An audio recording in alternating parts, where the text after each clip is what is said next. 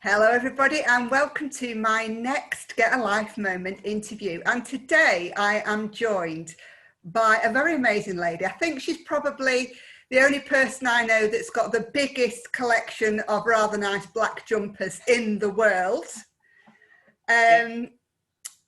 She probably won't remember this, but I met Nicky Pattinson very randomly in an Indian restaurant in the West Midlands, where we were brought together by a mutual friend, Raj Kaur, and we talked about angels, synchronicity, manifestation, you name it. We talked about it over a few onion barges and a drink.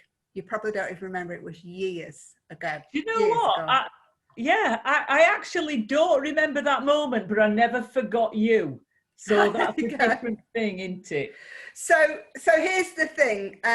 Nicky is an ex-multi-million pound market trader who took what she knew and turned that into the most amazing, life-changing for everybody else, for sure, business. And so we're going to get to know a little bit more about her today. Welcome, Nicky. Hiya. Thank you. Thank you for having me. Thank you for thinking of me. More than welcome. And before we came on an air, said you're looking absolutely beautiful and gorgeous today, as ever. Photo shoot first thing this morning. Lovely. Yeah. This is what it does for you, see, fame and fortune. Yeah, maybe photo fame or fortune. I don't know. Maybe I just wanted pictures for Tinder. Well, they'd be a fool if they swiped. I don't know how this works. Do you swipe left or right if you want to? I don't know how it works. I've no clue. No clue. I'm way past all that. If anybody knows, let us know. Yeah, do let us know. Do let us know. So, you know, even though you're infamous, world famous, all the rest of it, there will be some people around the world watching this today who hasn't yet been treated to just who is Nicky Pattinson. So tell us a little bit about yourself. Oh, crikey, where to start? I don't think I've changed. I don't think I've changed since I was 5 years old. When I was 3, I said to my parents, do you know what? One day I'm going to write books. Note to self, must finish them. Not finished them, but I'm not dead yet. But I said, you know, one day some people know who I am, and I'm an actress without an act. I'm on stage, but I'm not a singer. And I knew that what I do was my purpose. I knew that I had come to earth. We all come to earth for something. And it's funny how we end up doing what we're meant to do. Sometimes it hurts a little bit. Sometimes it's not the perfect story. But what we learn in life brings us to the place where we've actually got enough to give. So, I started, I can read and write, but I can't count. And neither do I want to count, because I never want to know what I'm bloody spending, I'll tell you. All those black jumpers and red lipsticks, that's what does it. You know what, I have got a bit of an obsession about black cashmere. No money at bank, no food at fridge, 172 black cashmere jumpers that all look the same. So at 16, I started working a shoe shop, and I sold more shoes in one day than anybody else could sell in a week. Right. I have no idea, Lisa, how I did it. Now I can tell you, every wink of the eye, every wave of the hand, every detail, I can tell you. And long story, but, you know, I'd always been told that I wasn't quite good enough, that the way that I spoke, that my demeanour. You know, when I was 4, I used to go around with a little tin singing songs for people and asking them to put £50. It was a lot of money in them days. I used to sing Beatles songs, and people had put money in a little tub for me.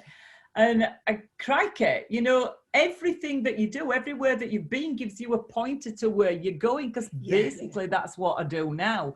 Anyway, long story. I thought I were rubbish. Left the shoe shop, went into loads of commission-only sales jobs in my 20s.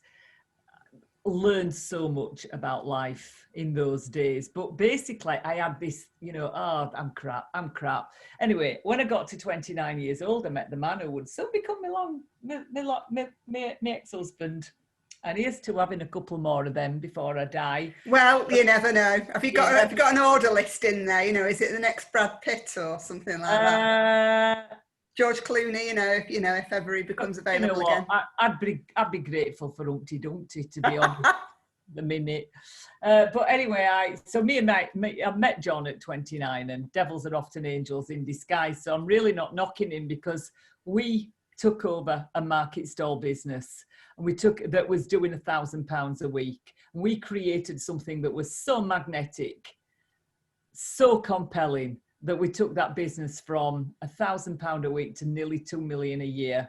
Wow. And what were you selling, Nicky? Was it, am I right, it was biscuits? Yeah, so we could say cakes and biscuits, but you're never actually selling what you appear to be selling. No, of course not. But that was the product on the That stall. was the product, overmakes and misshaped cakes and biscuits. But it were Maggie Thatcher's years, and Loverator. She told us if you were a single parent or a low-income family, you didn't have a value on earth. I related to those people. We sold those people belonging and validation. That's what we sold those people. Yeah. That's why they couldn't get out of our queue. Anyway, long story, I lost my mum, my son, my mother, my father, the business, and my marriage broke up. I lost everything within 2.5 years. And I think I went a little bit nuts.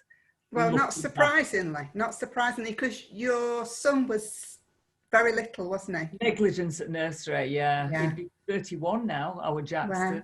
Wow.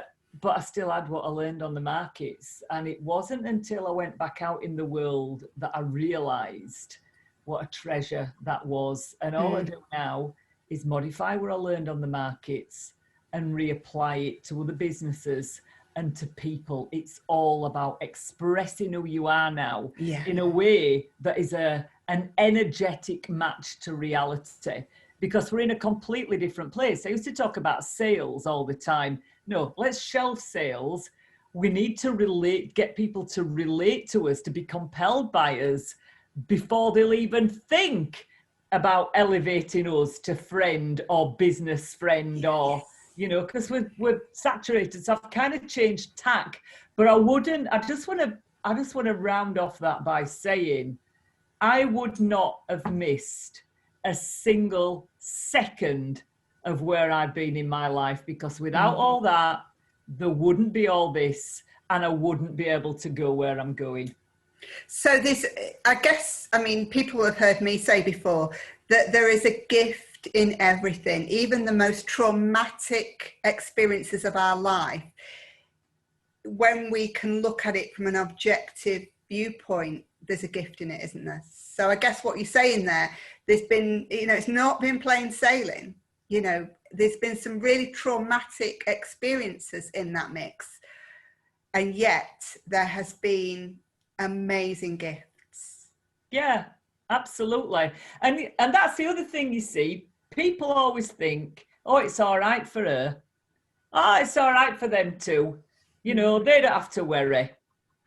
I have learned so much from all them mornings, and there has been where I couldn't get out of bed because I literally couldn't stop crying, where I've kept dark glasses on so my own son doesn't see how I am. We're going back a few years now, but I don't know if that's ever going to happen again. None of us know. We don't know what tomorrow's bringing. But no, you know what? You learn through adversity. That's what you learn from. Yeah. And it is about that, you did a program during lockdown, didn't you? You did a series of webinars during lockdown, and it was absolutely fabulous. And there were so many people that just connected with that at such a deep level. Were you there on the last one? Yes, I was. Yeah. We were all crying 2/3 of the way through, and I actually sat on a sofa over there in the office to do it. And 2/3 of the way, I've got a gin and tonic. I don't really drink, but I've got a gin ready. And 2/3 of the way through, I noticed people were dabbing their eyes when I got to finally, this is the last finally, and people were crying. I were crying because those connections they can still be made on Zoom, and it's community, connection, elevation, you know, for all of us. Please don't think that that were just for everybody else.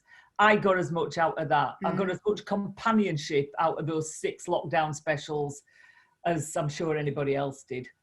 And it has been amazing, that experience, hasn't it? You know, obviously there's been some traumatic sides to that lockdown period, but actually, you know, the connection that piece of work that you did brought to those people who could have felt isolated, maybe hopeless, all of those emotions that so many in the nation were going through, especially business owners and self-employed people, you know, until kind of Rishi Sunak came up with a plan.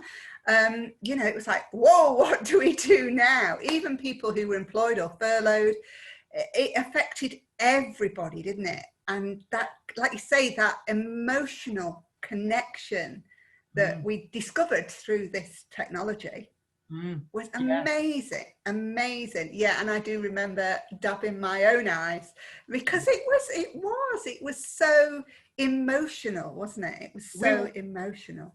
We were disbanding something really special. Well, not disbanding because everybody's in my new Facebook group, which I want to club, as I'm calling it. I want to talk about that a little bit. But yeah, I think we'd all created, together had created something. My favourite one was the VE Day one.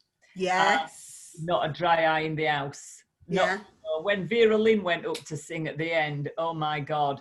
But the one thing that really got me with all that, Lisa, so I'm a stage performer, you know, I mean, like now, in my head, there's 27,000 in a freaking stage. May well be. They'll be around the world. Put it out there, put it out there. But what really got me was, because I always thought, oh, Zoom, bloody hellfire. Look, see, I've got my chuffing pyjama bottoms on, just showing you there. Yes. Yeah, when you think, oh, Zoom, it's not the same. But I actually put it together in the same way. So there was the theme music, the little word with everybody, the theme music. Then we did it, and the presentations, the gigs were just put together the same way.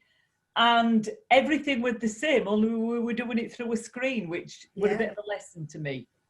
I think it's changed, well, it's certainly changed my view of what is possible. And actually, in some ways, it opens up to the whole world, because when you're on stage in front of a few hundred or a few thousand or whatever in a room.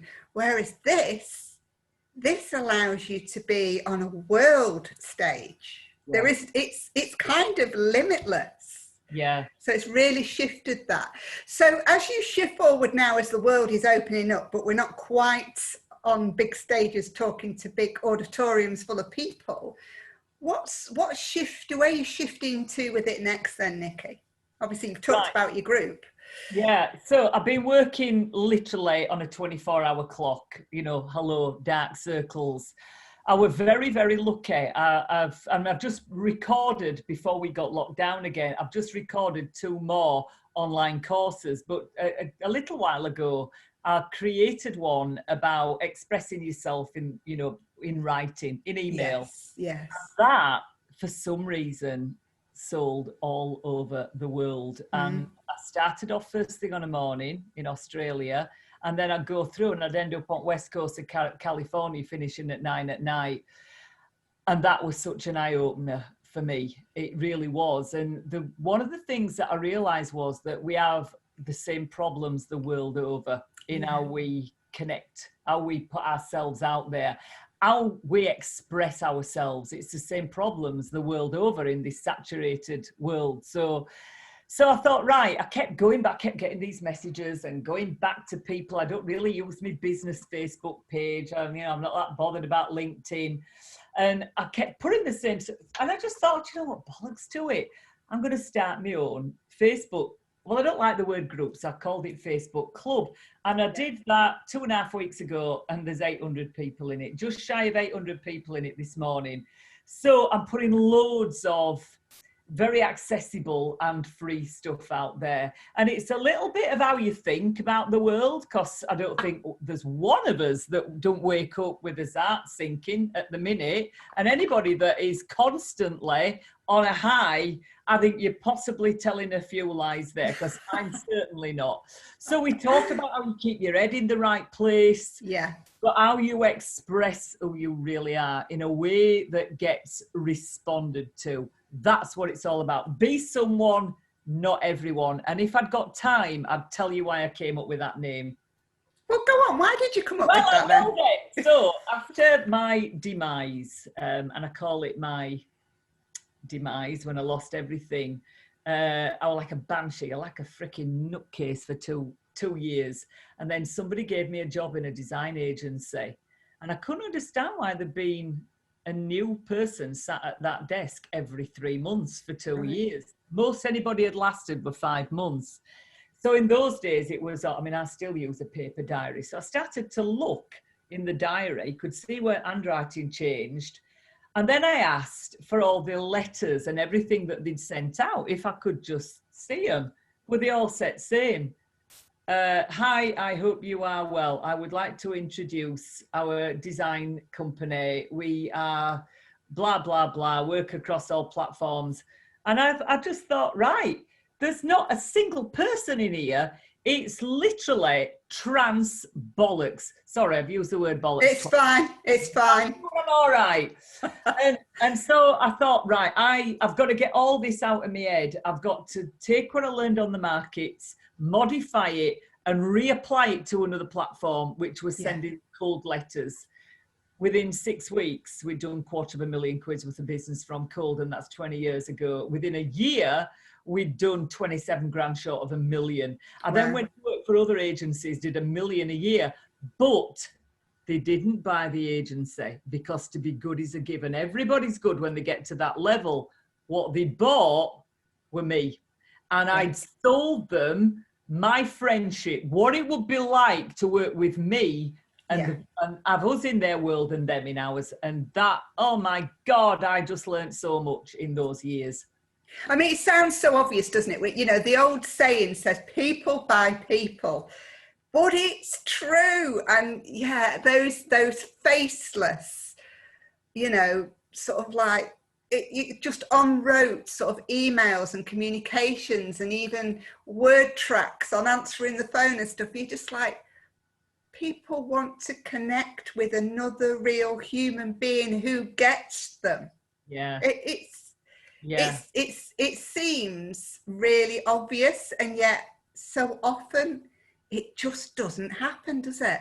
No, but the problem is that, and I've got a Zoom coming up. I don't know when this is going out, but I've got a Zoom coming up Thursday. There'll be a replay in the club. But the problem is people don't know who they are anymore. Did they ever? Yeah. We don't know what's real, what's not real, because nothing is real. It's all how you think about it. And I spent 38 years having a completely different, meeting a different person when I looked in the mirror until I sorted it out. I'm talking about that this Thursday. So the first thing I do when I speak to people and I see the written word is go, is this an energetic match? Or have we got here? Nah. Yeah.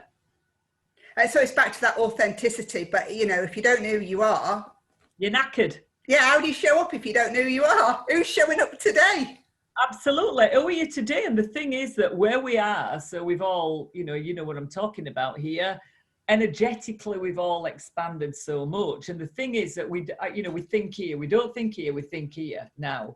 And if we get for a single second that you're not quite real, we can't have one more thing in our life that we don't understand. So you're going to get deleted. Yeah. And that's what happens. You get deleted. Do I want to meet you? Do I want you in my world? Or do I want to delete you? Yeah. That's where we are. And that happens in seconds, doesn't it? Millisecond, just boom. Seconds. Hey, probably half of your people have deleted me already. They'd be going, well, I don't like that lipstick. Them eyelashes are falling off and she's a bit loud. Well, between pair of us, they're going to be deafened, aren't they? Never going to work. So you've kind of moved on to what you're doing now, but what's your aspiration? What's next then? Because we're in a very transforming world, aren't we? The world is transforming at a rate of knots. So what's next then? Where are you headed? Right. If you'd have asked me that a year ago, it could have been quite different. So you have to look at where you are in life, don't you? So I'm single. My son's grown up. I can do whatever I want, basically, that. And I've just made a little film about age. If you're still here, there's still time. So what else have I got to do? I have to make a choice. I either retire and I go, well, I wonder what's on telly tonight. Oh, Coronation Street. Oh, EastEnders will be on in half an hour. Or I go to the place that I set off to find when I set my own business up at 45. Mm-hmm. And I didn't really know what it looked like or felt like. Now I do. So those are my choices. You either go be that person, Nicky, or you chuck the towel in and sit and watch telly for the rest of your life and never wear another black cashmere jumper again. So those are my choices. And the choice is, let's just get on with it now. Let's do the books. Let's put the events back on. I put an event that I'm thinking about doing in spring. I've got to get the dates out and speaking to the local hotel. I want it to be in Home Firth. And I only mentioned it in my club and it's half full already without people knowing the date. That is somebody up there going, Nicky, hello. Everything that's happened to us brings us to this point. Yeah. We can either turn left and go, do you know what? I'm out. I've done it. I'm out now. You all get on. I'm going to sit and watch telly. Or you can say, no, I'm only just beginning because this is the last few laps. And you win on the last few laps. Well, I reckon I've got to live to at least 140 to get all my stuff in. I've got loads left to do yet. I might look like I'm 140, but you know what I mean? I've definitely got to get to about 140 to get it all in. But no, that's fantastic. I'm glad you're not going to just put your feet up the fire grate and start watching Coronation Street. That would be denying the world so much wonder. It really would. It really would. So before we finish up, I ask every single one of my guests, what is your top tip for life, Nicky? And I used to say this when I first set up on my own, it used to make me really emotional. I used to finish most of my gigs and, I'd got a young boy, we were penniless, single parent. And I used to say, one day, me and my boy will go onto those aircraft and we'll turn left. We've turned left a lot of times since then. And what have I learned from that? That who is gonna care what we did when we're all dust? But in our lifetime, we will look back when we get to the other side and we will care. If you want it, fucking go and get it. Don't care about what anybody else says. If that's what you want and it's not just about money, fucking go and get it. That's my little tip. No matter how old you are, if you're still breathing, there's still time. Brilliant. Thank you so much. It's been an absolute pleasure chatting with you today, Nicky. And yeah, I mean, I can't wait to come to Home Firth in the spring then and see you in that on that stage, back on it. I might have you speaking. That'd be good, wouldn't it? Oh yeah, double act. So yeah, we'll put up a little link to my Facebook club. I don't swear all the time, just to let you all know. I can be nice. Then that'd be great, because I'm just amazed at how many people have joined already. It's fantastic. It's brilliant. And long may it grow and last. Brilliant. Great chatting with you today, Nicky. Thank you so much. God bless you. Thank you.